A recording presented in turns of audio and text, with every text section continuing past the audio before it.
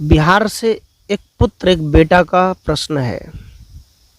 कहना है, गुरुजी, जब मेरे पिताजी मरे तो मैंने कहा कि संतों के द्वारा सत्संग करेंगे और हम पिताजी के नाम पर कोई श्राद्ध कर्म नहीं करेंगे, कोई ब्राह्मण को नहीं बुलाएंगे, केवल हम प्रवचन करवा देंगे। मतलब समाज में प्रवचन कराओ, सत्संग सुनाओ, अच्छी चर्चा करा देंगे।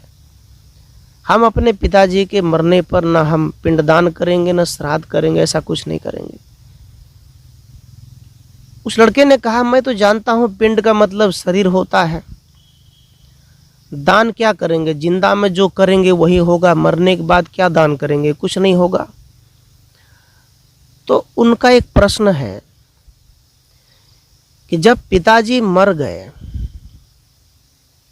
पिताजी के मरने के बाद 3 कर्म होता है, जैसे नखवाल, श्राद्ध और संपिंडन। बिहार में 3 कर्म लोग मानते हैं। नखवाल का मतलब जिस दिन नाखून काटे तो मानते हैं कि नाखून काट लेने से, बाल छील लेने से शुद्ध हो गया घर आंगन। श्राद्ध उसे कहते हैं। श्राद्ध के मतलब अपने पिताजी को केला के पत्ता पर बड़े बड़े अच्छा भोजन पका करके बाड़ी में पहुंचा देना, और वही श्राद्ध है। उनके नाम पर श्रद्धा व्यक्त करना है ना, ब्राह्मण को बुलाकर करते हैं। संपिंडन मतलब समाप्ति का भोज होता है, मतलब उस दिन पिंडदान किया जाता है। पिंडदान ऐसे किया जाता है कि गंगा घाट चले जाओ, अब पिताजी जो मरे थे उनकी हड्डियां खोज कर ले आओ और गंगा में गिरा दो, तो उसको पिंडदान मानते हैं। कोई बोध गया में करते हैं। बोध गया वही जहां अभी आंदोलन चल रहा है, वो बुद्ध का है तो उसको ब्राह्मणों ने कब्जा कर रखा है। प्रश्न यही है, कहते हे गुरुदेव, मेरे पिताजी जब मर गए तो छुतका लग गया 13 दिन का। अब 13 दिन में ना साग खाना है, ना कद्दू खाना है, लौकी भी नहीं खाना है, कुछ चीजें हैं नहीं खानी है। अरवा खानी है, मतलब खीर खाना है, पराठे खाना है, नमक नहीं खाना जो कर्ता बनते हैं। सज्जनों, और उनका ये प्रश्न है कि जब वो मर गए, क्रियाक्रम संपन्न हो गया, तो समाज के लोगों को कहना है, पंडित जी का कहना है कि चौथे दिन में मछली का भोज करो। जब कोई मरता है तो आंगन में मछली का भोज करने से आंगन शुद्ध होता है, आंगन पवित्र होता है। जरा सोचिए, आप लोग सोचिए जरा, यदि माँ बाप मरे, एक मुर्दा को आपने शमशान में जाके जला दिया और एक मुर्दा को लाकर पेट में डाल दिया, तो आपका घर शुद्ध होगा क्या? मछली में ऐसी कौन सी शक्ति है, मछली में ऐसी कौन सी प्रभुता है ना, मछली में ऐसी कौन सी सद्ज्ञान है जिनको खाने से आपके आंगन, आपका जीवन, आपका मन पवित्र हो जाता है ना। साहब तो कहते हैं, नहाए धोए क्या हुआ जो मन मैल न जाए, मीन सदा जल में रहे धोए बास न जाए। अब जरा जो हिंदू समाज जो क्रियाक्रम करते हैं, वो आंगन में मरने जब मर जाते हैं, भोज भात हो जाता है, क्रियाक्रम संपन्न होता है, तो उसके बाद वो मछली का भोज करते हैं। मतलब सभी भाई मिलकर मछली खाते हैं। क्यों भाई? आप क्या आंगन शुद्ध कर रहे हैं या अपने आप को शुद्ध कर रहे हैं, है ना। अब सोचो, जब 13 दिन का छुतका लगा माँ बाप के मरने पर, तो मछली खाने पर कितना दिन का छुतका मानना चाहिए? जीवन भर का, क्योंकि वो किसी का खून है, हड्डी है, रज बीज है, मांस है, उसको आप खाते हो। तो ये कौन सी ज्ञान की बात है? साहब कहते हैं, मीन सदा जल में रहे धोए बास न जाए। मछली तो पानी में रहती है, लेकिन उसकी गंदगी कितनी है। सुखा दो उसको, धूप में रख दो, कुछ देर के लिए गंदगी देती है। क्या मछली में रहकर, वो पानी में रह कर के मछली आदमी बन गई? क्या इंसान बन गया वो? नहीं। सज्जनों, याद रखना, यह भरम भूत सकल जग खाया, जिन जिन जाया तिन झाड़ाया। साहब कहते ये जो भरम का भूत है ना, ये कितने लोगों को खा गया। और जो जिसने ये भ्रम पाला, जिसने दिमाग में ये भ्रम को रखा, तो याद रखना साहब कहते हैं वो उसी में बह गए, उसी में चले गए, उसी में लग गए। सज्जनों, तो उनका ये प्रश्न का जवाब मिला कि आप मछली खाओ चाहे जो खाओ, और आप पापी बन गए। हाँ, किसी जीव को खिलाओ, किसी जीव को दान करो तो अलग बात है, लेकिन यदि आप ब्राह्मण की बात में आकर कहते हैं कि मछली खाओ तो आंगन शुद्ध होगा, तुम्हारे आंगन शुद्ध कैसे होगा? तुम आंगन में झाड़ू ना मारो, सफाई ना करो तो शुद्ध होगा क्या? है, खा लो, बर्तन में जो दाल बची है, भात बचे हैं, सब्जी बची है, आप उसको ट्यूबवेल के पास फेंक दो तो क्या शुद्ध होगा? गंदा होगा। इस प्रकार से साहब कहते हैं, कबीर साहब कहते हैं कि शुद्ध आंगन को सफाई करने से होगी। आंगन जब हम साफ करेंगे, 3 बार झाड़ू मारेंगे, 3 टाइम, शाम, सुबह, दोपहर, तो चमकेगा। इसी प्रकार से बर्तन है, कपड़े हैं, वो एकदम सफाई हो जाएंगे। और इसी प्रकार से साहब कहते हैं भक्ति, सत्संग, सद्ज्ञान, संतों की दरस परस, परमात्मा के भक्ति याद में जब आप रमते हैं तो आपका मन साफ होता है, मन पवित्र होता है, तन पवित्र होता है। ये काम कोई करते हैं क्या? नहीं करेंगे। आप क्या करेंगे? जो पंडित जी बोलेंगे वो करेंगे, है ना।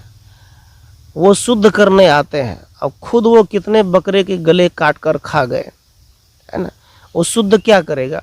एक दूसरे का विरोध करते हैं, कहते हैं मुसलमान बकरी क्यों काटते हैं, है ना। भाई अपने घर को पहले तो ठीक कर लो। मुसलमान बकरीद पे बकरी क्यों काटते हैं? तुम काली दुर्गा में बकरे क्यों काटते हो? उस मेला में बकरे क्यों चढ़ाते हो? तुम्हारा कौन सा सही है? तुम भी तो मार रहे हो। यहाँ कहने का तात्पर्य है कि हम सुधरें, जग सुधरेगा, है ना। जग सुधरेगा, विश्व सुधरेगा, सबका कल्याण होगा। हम पहले अपने आप को ठीक करें, फिर दूसरों को वो ठीक रास्ते पर चलने का ज्ञान दें, तो सच में फिर सब ठीक हो जाएगा। इसलिए सज्जनों, याद रखना, मैंने कहा पिंडदान श्राद्ध, आप पिंडदान कहीं नदी में ना करो, आप पिंडदान जिंदा में करो, कपड़े दान करके करो, पैसे दान करके करो, बीमारी हालत में इलाज करके करो, खिला पिला कर करो।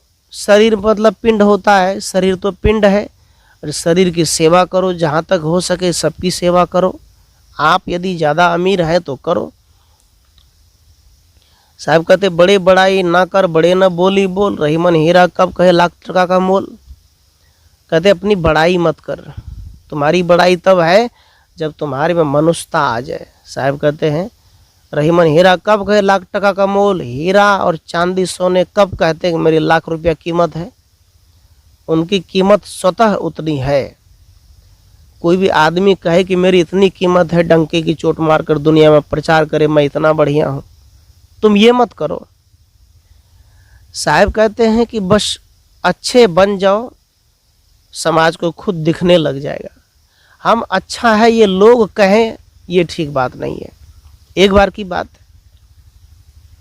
एक स्त्री थी जिन्होंने अपने, उनके पति दूध बेचने का काम करते थे, तो पत्नी ने कहा कि मेरे नाम से 1 किलो दूध में पानी मिला, वो पैसे बेचकर मुझे लाकर दो। तो पति ने मना किया, कहा नहीं नहीं दो, मुझे सोने चांदी जेवर जात बनाने हैं। बनाया, लाए। तो एक दिन अच्छी चूड़ियाँ वो पहन रखी थी, तो चूड़ी अच्छे पहनने बाद उनका कोई मतलब वो होता है ना, बड़ाई नहीं की, उनका प्रशंसा नहीं किया। अब पहन तो लिया, कितने लोग होते हैं ना कि मेरी प्रशंसा लोग करें, तो प्रशंसा नहीं किया उनका। तो उनको बड़ी ईर्ष्या हुई कि देखो मैं इतना महंगे जेवर गहना चूड़ी कंगना पहनी हूँ और कोई मेरी प्रशंसा नहीं करते।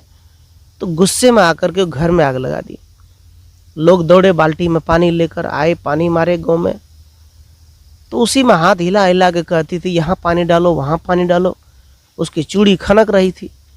एक आदमी ने कहा, अरे कहाँ से लाई हो, इतना सुंदर चूड़ी है, कब लाई हो, मुझे भी बताओ। तब वो महिला कहती है, स्त्री, ये बात पहले बोलते तो हम घर में आग न लगाते। वो यही शब्द सुनना चाहती थी कि कोई प्रशंसा करे। तो सज्जनों,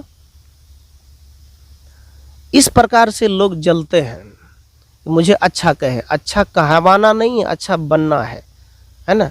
इसी प्रकार क्रियाक्रम नहीं करना है, वो जिंदा में करना है। पिंडदान मरने के बाद नहीं करना, जिंदा में करना है।